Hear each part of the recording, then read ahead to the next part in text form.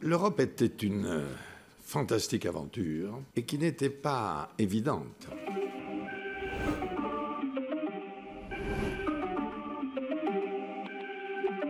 Pour qu'on soit clair, Emmanuel Macron n'est pas le président de l'Europe. Du 1er janvier au 30 juin, la France est présidente du Conseil de l'Union européenne.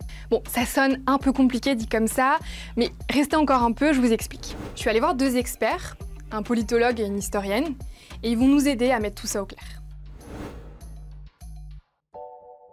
Je vous le disais, la France est présidente du Conseil de l'Union européenne. C'est surtout un rôle administratif en fait. Pendant 6 mois, la France est le maître des horloges du Conseil. Elle a aussi un rôle d'arbitre pour faire en sorte que les gouvernements de tous les pays membres se mettent d'accord sur des textes de loi européens. C'est un rôle qui lui permet de mettre en avant des thèmes qui sont vraiment importants pour elle. Pour la France, par exemple, ça va être l'immigration, la souveraineté économique ou la défense. Après, ce pouvoir, il n'est pas immense et il est vraiment très encadré. La mécanique institutionnelle traditionnelle de l'Union l'emporte. Donc, ça reste l'initiative de la Commission, le travail à l'intérieur du Conseil et le Parlement. C'est ça qui domine malgré tout. Il ne faut pas se tromper. Après, une présidence, ça consiste surtout à essayer de pousser des compromis entre les uns et les autres, à avancer un ou deux dossiers et surtout à donner de la visibilité.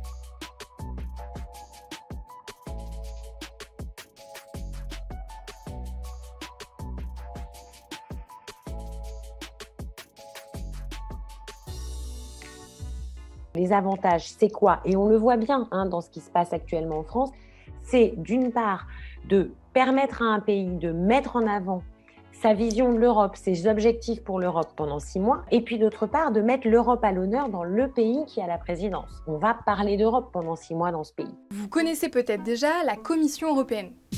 Son travail à elle, c'est d'écrire les projets de loi européens. Ces textes, ensuite, ils sont votés et adoptés par 2 institutions, le Parlement européen et le Conseil de l'Union européenne.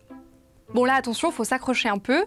Le Conseil de l'Union européenne, c'est pas la même chose que le Conseil européen. Le Conseil européen, ce sont les chefs d'État qui fixent les stratégies, mais ils font pas de loi. En plus de ça, il a une présidence fixe pendant 2 ans et demi, alors que le Conseil de l'UE a une présidence tournante. Aujourd'hui, la présidence tournante, elle doit faire avec la Commission européenne et donc le président, ou là en l'occurrence la présidente de la Commission européenne, mais elle doit faire aussi avec le président stable, qui lui est là pour 2 ans et demi, donc il sera là après, il était là avant. Donc il y a la présidence tournante passe, les 2 autres présidences restent.